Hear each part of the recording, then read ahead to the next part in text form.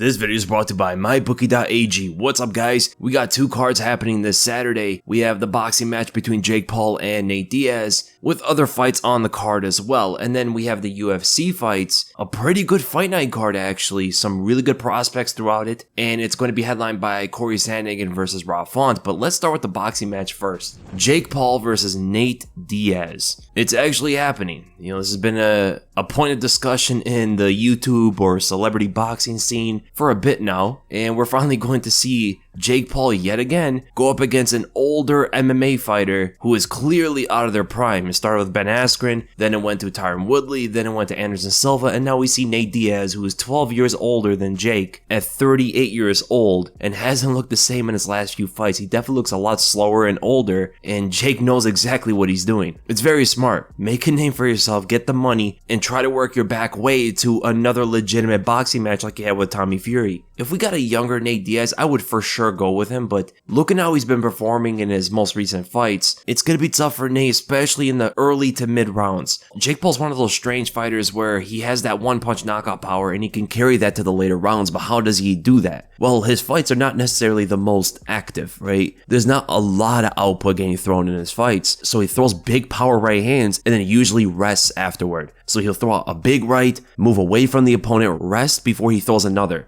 Nate Diaz is a volume puncher, he has a great chin, he has great cardio, and if he approaches it the right way, he could be the guy that takes away that resting time from Jake Paul. Every time Jake throws the right, Nate has to get on him and don't let him rest. If he does that, I can see Jake gassing out in the fight. So Jake is going to try to knock his older opponent out, cause as much damage as possible, and from the impact of the shots, hopefully, it gets Nate away from him. But Nate is never a kind of guy who gets flustered by damage. Taking punches is like breathing for Nate. Nate has to drown this guy, use his cardio as his main weapon, and don't let Jake get away with any kind of resting in the fight. Now, this is not a technical boxing match. This is not Terrence Crawford versus Errol Spence. And because of that, I think the major difference between the two fighters is going to rely a lot more on general differences of the two. Jake has the power, he has the youth, he might be faster, and he has the fresher chin. Nate Diaz has the cardio, has the chin, and the craftiness of a veteran in combat sports, who's also sparred with high-level boxers like Andrade for years. This is not his first time putting on a pair of gloves. It is in the professional scene, but he's been boxing at the gym for so many years. Now, one or two outcomes can happen here. So we know what Jake Paul's going to try to do. He's going to be banging out right hands for the whole fight. They're both opposite stance from each other. And we know Jake's biggest punch, the one he always wants to go for, is that right overhand. But Nate has an ability to roll really well with punches. A lot of times he doesn't get hit clean by them. It could trick Jake into thinking that he caught Nate Diaz with something clean and expose himself, right? I could see a scenario where he throws an overhand, partially catches Nate as he rolls with the punch, and he exposes himself trying to get a finish or something, and might get caught somewhere by a check hook from Nate or even a surprising 1-2. We might see some body shots from Jake. He's getting better at those. Right crosses to the body to can mix up with the headshots pretty well. Very simple conditioning he could put Nate under. Now we know what Nate is going to try to do. He's going to try to smother this guy with output. And Jake might have a hard time of getting his head above water. And that's why I do disagree with the betting odds on this, because Jake is such a massive favorite, but I don't think he's ready for zombie mode Nate Diaz. If he can't knock him out with one punch, with the limited amount of experience that he has in professional combat sports, how can he handle that level of composure and a guy who just doesn't go away? Even someone like Conor McGregor had a hard time with that. The first time he fought Nate, he wasn't ready for it. Can we expect Jake Paul to understand it, maybe learning from those experiences of Nate Diaz's previous opponents to not go crazy, blow his wad trying to knock this guy out, and then before he knows it, he's drowning in a hurricane? That is something I can absolutely see happening in this fight. Nate Diaz being way too tough, not getting knocked out, and smothering Jake as the fight plays on. But the other way around, I can see the damage throughout the early and mid rounds, winning Jake the fight by a decision. Stunning Nate Diaz, winning rounds because he is landing some of the biggest punches of the fight. Boxing does have a different scoring system, so there is defense is going to count as well. Will Nate's defense be enough to win some rounds there? It's going to be pretty tough for Nate. So ultimately my prediction for this fight, I am going to go with Jake Paul. I'm not as one-sided on it as pretty much everybody is,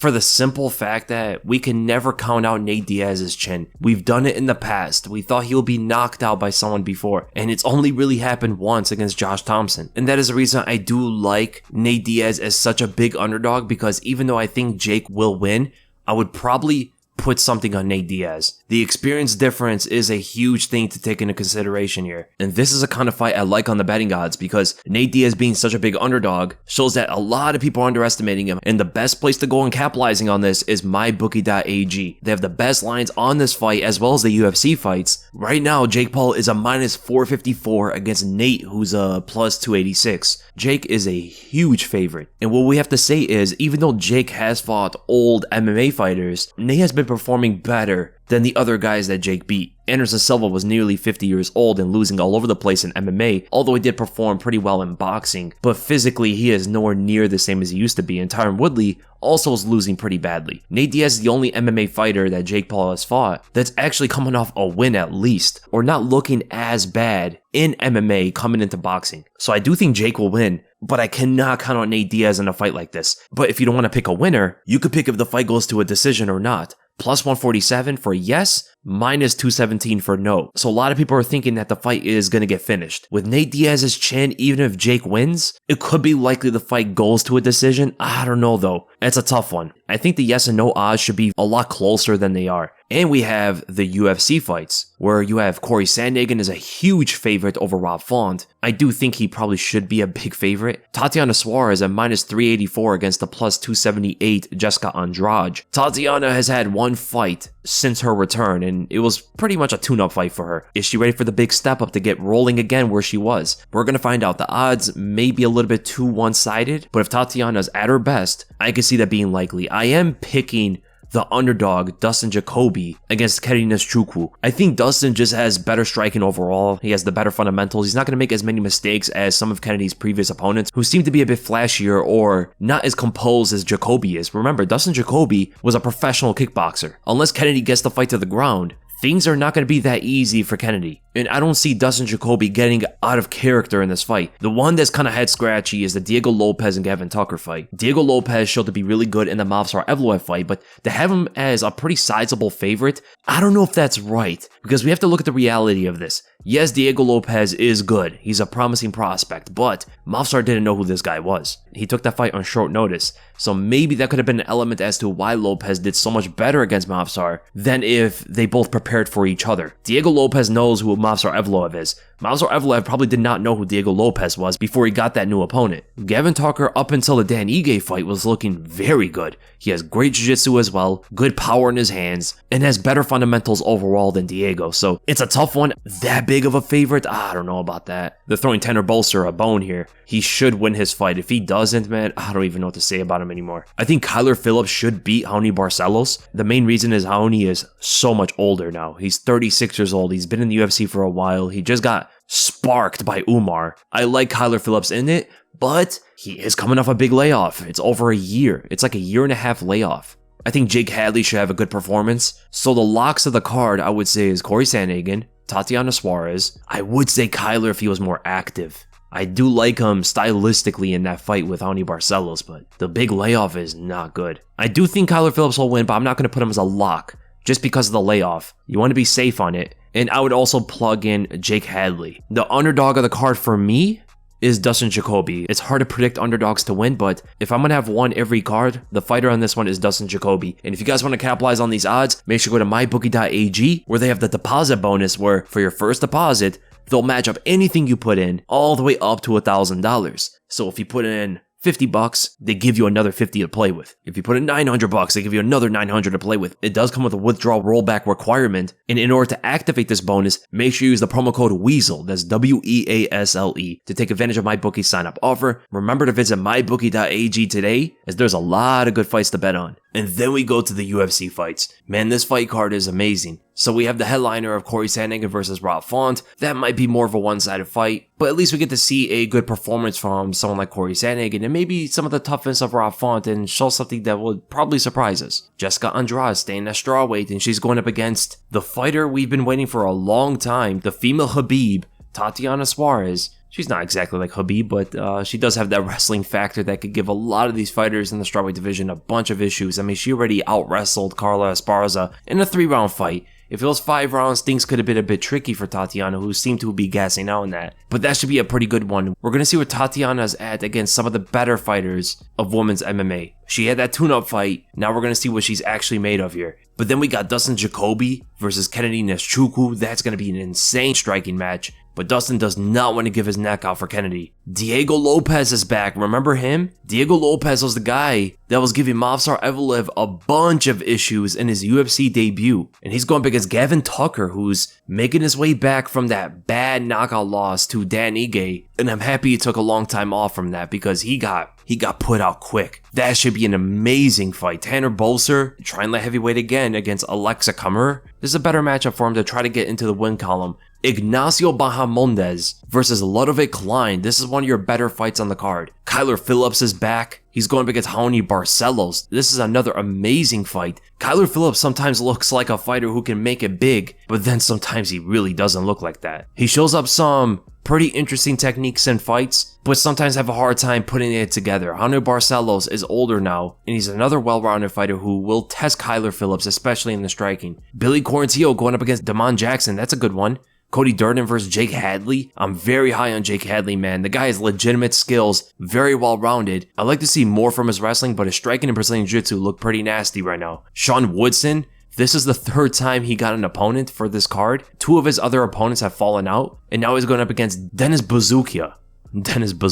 Sean Woodson should win this fight, but do not sleep on Dennis Bazooka. He has a wild counter hook. Decent footwork, puts pretty good pressure on his opponents. I'm really expecting to put the pressure on Woodson, stick in the boxing range, and try to catch him with some hooks around the guard. And we have Asu Almabayev, who's on a crazy long win streak. I think it's like a 12 or 13 win streak right now, and he's going up against Ode Osborne. That's an interesting UFC debut opponent. Now, when we look at the prospects of the night, I mean, there's many you could put on there, but I'm really high on Jake Hadley. I love his crazy Brazilian Jiu-Jitsu style. He has great fundamental technique in the feet. It just seems like he's still trying to put things together in the stand-up. He looks a lot more natural and dangerous on the ground. On the feet, the form of his techniques alone are nice, but it looks like he thinks too much on the stand-up. Like there's times where he's just trying to look for the opening and fire his power hand instead of putting a lot of good setups. It goes good for him because he does put pressure on his opponents, but if he's ever getting backed up, that's where things could get a bit dicey for Jake Hadley if he doesn't stop this whole thinking on the feet too much. The other prospect of the night, I'm going to say Ignacio Bahamondes. He's very different than Jake Hadley. He's a lot more wild and flashy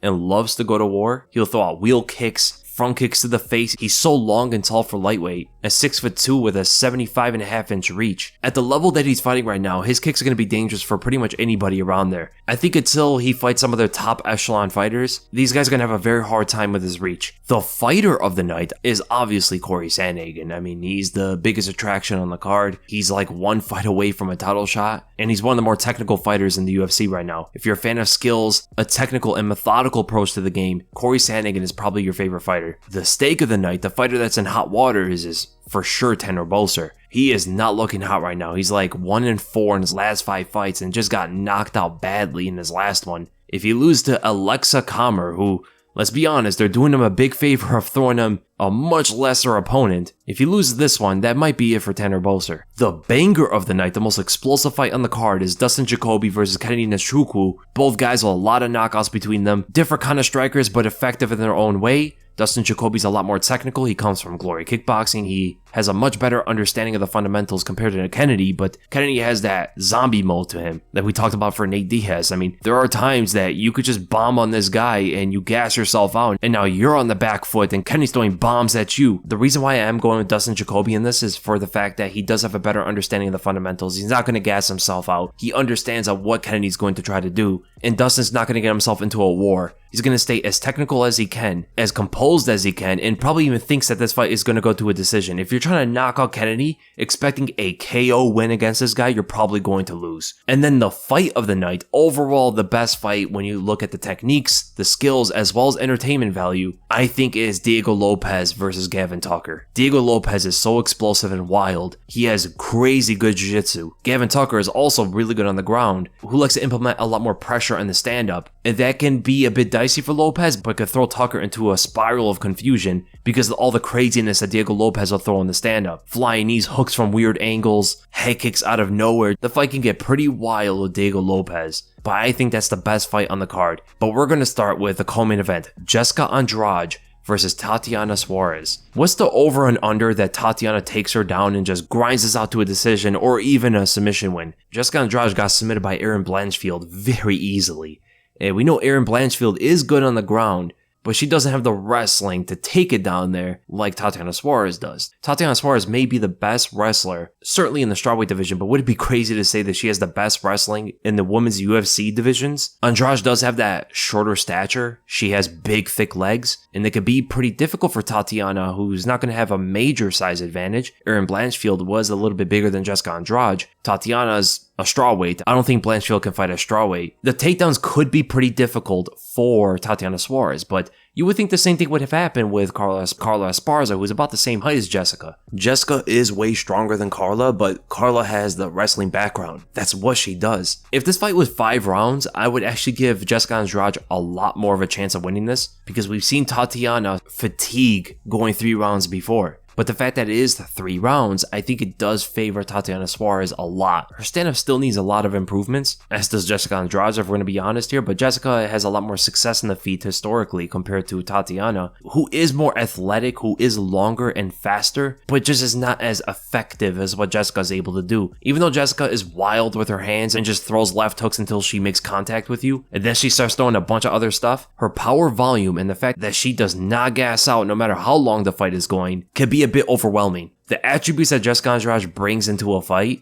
is tough for the other female fighters to go against. But her chin is cracking. She got knocked out by Yan Xiaonan, who does not knock anybody out. And that happened in the first round. Andrade has been trusting her chin for so many years. It's been about time it's been cracked. And I would not be surprised if Tatiana throws something crazy as Jessica Andrade is just marauding her way in recklessly and gets hurt for it. But ultimately, my prediction for this fight, I'm going to go with Tatiana Suarez. I think she'll be able to keep her distance on Jessica Andrade's aggression and use good time takedowns to turn the fight around, hold Jessica on the ground, and then try to get the back or something if Andrade gives it in order to stand up. But I could also see Tatiana transitioning into a position to get the arm triangle or something like that as well. And then we go to the main event, Cory Sandhagen versus Rob Font. This is a tough one for Rob Font, man. He's been around for a long time. And the amount of damage he took between the Marlon Vera and Jose Aldo fights could change a fighter. Now, he took some big shots from Adrian Yanez, but able to return with more effective boxing. That's not going to help him as much against Cory Sandhagen, who is taller and fights from farther range and utilizes kicks much better than Adrian Yanez does. I'm pretty sure Cory Sandhagen knows not to just straight up box with Rob Font. You gotta do what Marlon Vera did, use kicks from distance to beat the jab of Rob Font. Font's jab is his main asset. That's where he gets most of his success off of. If you can outrange his jabs with other techniques, you can put him in a lot of trouble. I mean, look at the other guys that he fought, like Cody Garbrandt, Adrian Yanez. Marlon Moraes ended pretty quickly, but he tried to bang it out with Rob Font. You look at Ricky Simone, you look at Thomas Almeida. These guys all fought Font's game. Look at the Moraes fight for an example, who has insanely good kicks. He's a short guy, so he's not going to have Cory Sandhagen's dimensions, which is going to be much harder for Rob Font than fighting against Marlon Moraes. But even Moraes partially caught him with a good left high kick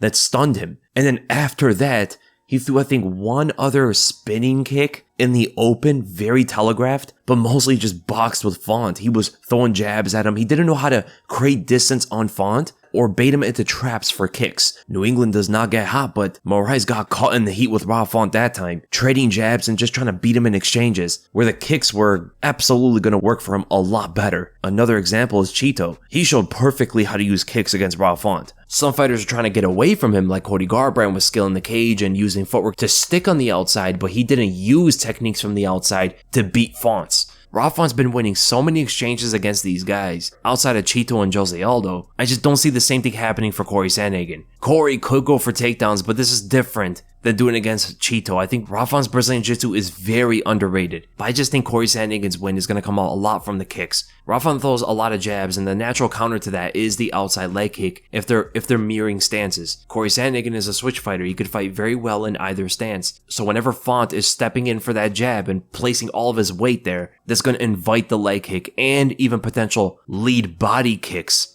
from Cory Sandhagen. Now, if Cory wants to take the opposite stance, he could try to negate the jab by constantly hand fighting, which is something he does very well actually, and could chase the opponent down for a long range attack, or he can get in there quickly for a short range attack, some kind of elbow, some short cross, some good hook to set up maybe a high kick or something like that. That would actually be pretty interesting. If he's trapping Rob Font's lead hand, slaps it inside, throws over the hook over the open shoulder, gets Rob Font into motion and hunts him down with the open left head kick, that's a pretty devastating scenario for Font. Or if Font still tries to throw the jab, even though Cory is in southpaw, opposite stance from Font, they'll also invite Cory to slip on the outside of it, and at the same exact time, while he's being defensive with his head movement, he's also throwing out offense that left straight down the pipe at him. I see a lot of things going for Cory Sandhagen. I'm going to pick him in this fight. I think the kick's going to be so devastating. I can see some setups for the head kicks. Even Chito showed that side kicks to the face are a weapon that is open on Rob Font. You could just imagine all the other stuff that Cory could throw at him. Spinning might give too much of a tell, but it really depends on how Cory sets it up. If he can get Font into motion, very similar to the way he did against Marlon Moraes, he could catch him with a spinning kick. But I would be really interested to see if he throws multiple of them, conditioning Rob Font for maybe head strikes, and then he lifts his arms up to block, and then there's the turning side kick to the body. It could also be the other way around as well. Or he could use those spins as a feint, conditioning Rob Font for further attacks. Like, I still haven't seen a lot of fighters fake the spin and then immediately go out for a roundhouse. You don't see a lot of fighters do that. It's actually something I've learned and practiced many times, and I don't see a lot of fighters throw something like that. It's such a natural movement. It feels so good throwing it, and I'm pretty sure Cory can do this against Rob Font. But ultimately, I'm going to go with Cory Sandhagen, and I'm going to go by a decision win. I think Font may be too tough to get finished, as it just does not happen to him. He's never been finished by strikes before. So I hope you guys enjoyed the predictions. Make sure to comment below what are your picks of the card, who do you think is going to win, and which fight over the weekend is your favorite. Is it actually the main event? Do you think it's going to be too one-sided, or is there something else? Make sure to leave it in the comments, make sure to like, subscribe, and I'll see you guys in the next video.